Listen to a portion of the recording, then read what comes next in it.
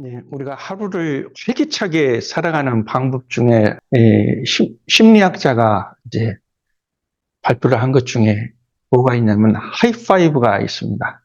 여러분 하이파이브라는 것은 하이파이브 상대방과 이 손바닥을 마주치는 것이 하이파이브 그러잖아요. 이제 이때의 우리 사람의 그 뇌에는 그냥 도파민이 확 나온답니다. 활기가 확 나오고 생기가 나오고 즐거움과 기쁨과 할 수 있다라고 하는 이것이 확 솟아오른대요.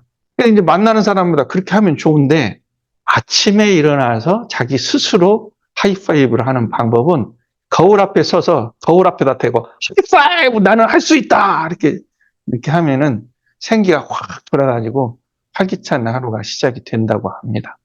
그래서 제가 지금 저도 거울에다가 지금 손바닥 자국을 하나 모양을 그려서 붙여놓으려고 그래요.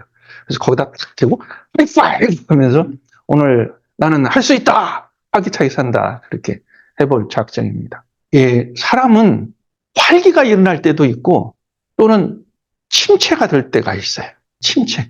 침체가 될 때는 이제 우울해지고 화가 나고 짜증이 나고 이걸 통틀어서 우리는 스트레스라고 말을 합니다.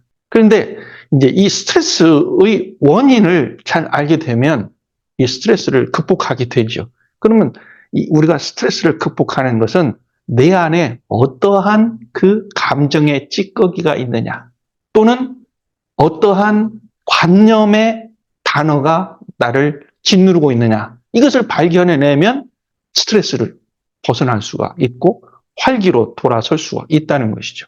그래서 저는 이걸 가끔 표현을 아야 영역이라고 하거든요. 나는 거기만 건들면 아파. 누가 그 말만 하면 아파. 누가 그 말만 하면 신경질이 나고 누가 그 말만 하면 또는 그 광경을 보면 또 그것을 연상을 하면 나는 아파. 가슴이 두근거리고 힘들어. 이것이 뭐냐면 사람은 누구에게나 자기에게 아야 만지면 아야 하는 그 영역이 있다. 이것은 다른 사람은 잘 몰라요. 그런데 본인은 그걸 늘 가지고 있죠. 그래서 누가 나를 건드린다든지 내가 그걸 뭘 본다든지 그러면 그것이 반응이 일어나는 심리적 그런 시스템 메커니즘에 있습니다. 그러니까 이제 저는 책임이라고 하는 것에 대해서 상당한 그 아야 영역이 있었다는 것입니다. 그 책임이라고 하는 것은 우리가 어떠한 일을 하나 맡았다라고 하는 것도 책임이 될 수도 있고요. 인간관계에 있어서도 자기의 책임이 있을 수 있어요. 또 자기 직업적인 책임도 있을 수도 있죠. 그래서 우리가 살아가면서 일을 하고 인간관계를 맺고 있기 때문에 이 책임이라고 하는 것은 누구에게나 많이 있습니다. 그래서 이제 어느 한 공사장에서 이제 주로 감독을 맡고 있는 그 역할을 하는 사람이 몸을 다쳐서 좀 자주 조퇴를 해가지고 병원에 갔어요. 그런데 어느 그 관공서에 내야 될 그 서류가 늦게 작성이 됐습니다. 그걸 가지고 회사에서는 말이 많았어요. 그 중에서 이사 한 명이, 김 감독이 말이야, 자주 외출하고 그러는 동안에 이 서류가 늦어져서 회사에 좀 누를 끼쳤다. 이렇게 말을 했어요. 그 말을 들은 우리 김 감독이 화가 팍 났습니다. 왜? 내 책임이라고? 아니, 그런 말을 하는 이사는 말이지. 일이 진행될 때, 곤란한 일이 있을 때는 나오지도 않고, 늦게 출근하고, 그러면서 자기 책임을 하나도 하지 않고, 나한테만 책임을 뒤집었어? 거기서 화가 펄컥 일어났어요. 그러니까 이제, 마음이 이제 두근거린 거예요. 네, 제가 상담을 했습니다. 화가 난 원인이 뭐라고 생각하세요? 그러니까, 당연히 그 사람이 나한테 책임을 둘러 씌우니까 화가 나죠. 저는 뭘 잘했길래, 반문이 생기는 거예요. 그러니까 화가 날 수밖에 없어요. 그런데 지금 화가 난 당신이, 김 감독님이 화가 난 당신 주체, 당신이 그 화가 난 원인을 찾고 그 화가 난 그 이유 책임을 본인에게 물을 수 있습니까? 그러니까 왜 나한테 책임을 물어요? 화가 난 이유는 지금 나한테 책임을 둘러쓴 이사한테 있는데 이렇게 반문을 했습니다. 그래서 제가 비유를 들었죠. 자, 화재가 일어났습니다. 화재가 일어났는데 당연히 진압을 하죠. 불을 끄죠. 그 다음에는 우리가 당연히 뭘 합니까? 왜 불이 났지? 화재의 원인을 조사를 해야만 다음에 그 불이 일어나지 않을 예방을 할 수 있는 것이죠. 이건 기본적인 절차이고 상식입니다. 그렇기 때문에 우리가 화가 일어났다? 그러면 내가 왜 화가 일어났지? 라고 하는 원인을 찾아야 된다는 것이죠. 그래서 이 화가 난 원인을 상대방에게 돌리면은 계속 화는 일어납니다. 그런데 그 화의 원인을 나에게서 찾으면 앞으로 화가 날 확률이 적어집니다. 다른 사람에게 모든 것이 원인이 있다면 수도 없이 세상에 화가 날 일밖에 보이진 않아요. 근데 화가 난 원인이 나에게 있다는 것을 알고 찾으면은, 나의 책임이구나라는 것을 알게 되면은 화나는 일이 줄어진단 말이에요. 이것이 이제 마음 공부를 하는 사람은, 하지 않는 사람은 밖에서 찾고, 마음 공부를 하는 사람은 그 원인을 자기한테서 찾는다는 것이에요. 그래서, 자, 화가 난 원인을 찾아봅시다. 그래서 이제 원인을 찾으라고 제가 이제 질문만 던져 주었어요. 그리고 나서 이제 그 뒤에 화가 난 그 원인을 찾는 그 구도, 방식을 제가 설명을 한 겁니다. 첫째는 내가 화가 난 원인은 그 사람이 무책임한 사람이다. 그 이사는, 모 이사는 무책임한 사람이다. 라고 딱 그 사람을 판단, 분별하는 자기의 생각이 있기 때문이고, 또 하나는 당신은, 모 이사는 나에게 책임을 둘러 씌우면 안 돼! 라고 하는 지금 일어난 현실, 그 김 이사의 모 이사의 반응에 대한 내가 그것을 부정하고, 아니다라고, 안 돼! 라고 부정을 하고 있기 때문에 내가 화가 나는 겁니다.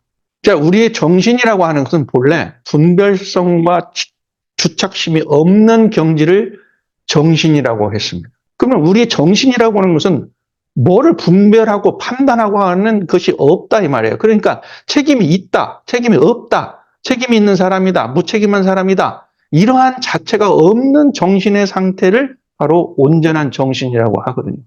근데 내가 저 사람을 무책임한 사람이야 라고 딱 판단하는 그 순간에 이제는 선악이 갈려지게 되고 정의와 불의가 갈라지게 되고 좋은 사람과 나쁜 사람이 갈라지게 되고 저 사람과 나가 이제 둘이 아니라 직장의 동료가 아니라 적대적, 즉 서로의 책임을 공방하는 너와 나로 이렇게 갈라져 버리는 그런 일이 생겨야 합니다. 이것이 뭐냐면 우리가 어떠한 판단, 분별을 집어서는 순간에 거기에서 이제 보는 각도가 갈라지게 돼요. 그렇기 때문에 내가 화가 나는 원인이 저 사람을 내가 무책임한 사람이라고 보는 그 순간에서부터 나는 화가 나기 시작하는 거고 저 사람이 나한테 서류가 늦어진 것은 김 감독 때문이야 라고 했을 때 저런 말을 하면 안 돼! 라고 부정을 하는 거죠. 그 부정은 뭐냐면은 나는 책임이 없어. 네 책임이야. 나는 돌보지 않겠어. 나는 아무렇지도 않아. 나는 잘했어. 근데 왜 그래? 라고 하는 것이거든요. 그렇기 때문에 현실을 부정하는 거거든요. 그런데 이제 이렇기 때문에 내가 화가 나는 거예요. 그리고 사람은 책임을 져야 돼. 책임을 지면 안 돼. 라고 하는 그 강한 신념이 있어요. 그 강한 신념이 자리 잡기에는 자기가 살아오는 동안에 무책임한 일이 있을 수가 있었어요. 우리가 살다 보면 어떻게 책임을 100%다 지고 사는 사람이 있으면 이 세상에 떳떳하게 나오라고 그러세요. 없어요. 누구나 책임을 지지 못한 그 시기가 있었고 그 상황이 있었고 그런 때가 있었어요. 근데 그것 때문에 내가 괴로워. 그때 내게 책임을 다 하지 못해서 참 미안하고 또 괴롭고 힘들었고 그래서 사람은 책임을 져야 돼. 책임을 져야 돼. 이런 그 강한 신념이 자리 잡는다 이 말이에요. 그래서 그 뒤로 무책임한 모습을 보거나 내가 또 무책임한 모습을 보이게 되면 내가 화가 들끓어. 화가 나는 거예요. 그러면 안 된다고 생각을 하기 때문에. 그래서 우리가 이제 스트레스라고 하는 거예요. 그것이 왜 생기느냐. 자기가 가지고 있는 어떤 강한 신념, 이것이 뭐라고 그러냐면은 주착심이라고 그래요. 강하게 가지고 머물러 있는 마음이 바로 주착심이라고 그래요. 그러면 정신이라고 하는 것은 본래 분별성과 주착심이 없는 경지라고 했는데 주착심이 생겼으니까 이거는 우리가 정신의 요란함이 생길 수밖에 없고 어리석음이 생길 수밖에 없고 그름이 생길 수밖에 없죠. 그래서 우리가 내면에 있는 이 나의 주착심 또는 분별심을 찾아내는 데 있어요. 이것을 찾아내야만 내가 자유스러울 수 있어요. 그것이 책임이 있어야 돼. 책임을 지지 않으면 안 돼라고 하는 자기 가슴 속에 마음 속에 머릿속에 아직 아물지 않고 치유되지 않고 아픔으로 남아있는 그것이 있기 때문에 그것만 건드리면 아파. 그것만 나오면 화가 나. 그래서 우리가 책임이라고 하는 이 한 가지 이야기만 해볼 때 우리가 책임의 그 구속에서, 굴레에서 벗어난다고 하는 것은 뭐냐? 이 책임이라고 하는 생각, 나의 관념에 대한 주착심에 대해서 내가 치유를 하지 않으면 안 된다. 그래서 내가 책임이라는 부분에 대해서 화가 났을 때, 지금 나의 아픈 상처가 되살아났구나. 이때 내가 마음 공부를 해야겠구나. 이것을 내가 치유를 해야 되겠구나. 여기에서 내가 자유스러워야 되겠구나. 이 구속 굴레에서 벗어나야 되겠구나. 그러면 어떻게 하느냐? 지금부터 이제 치유의 방법이 되죠.